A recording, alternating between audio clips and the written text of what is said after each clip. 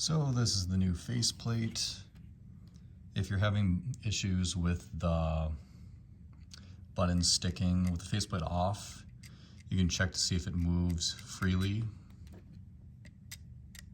All of them should move freely, like this triangle button, for example, is getting stuck on this corner right here, just a little bit.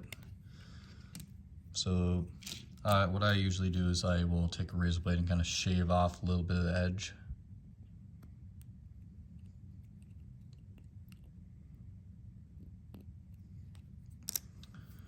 Just a little bit to make sure it can move freely.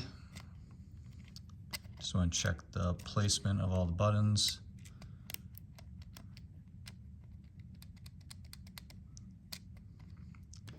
To make sure that they can move freely. Then you can put the rubber back on, as well as the D-pad.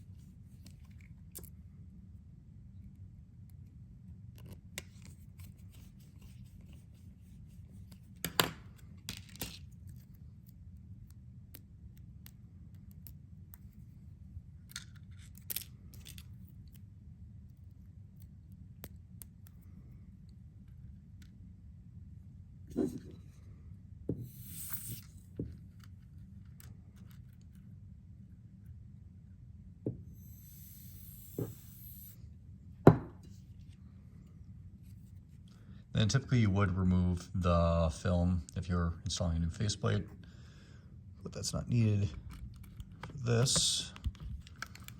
Then when you set it on, you just check the compression of the buttons to see if it sticks.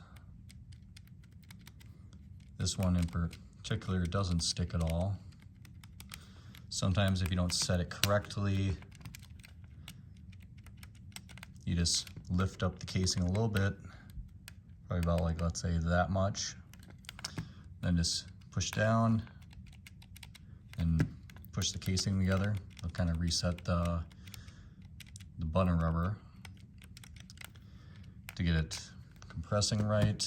And then you also got to watch out for this specific area right here.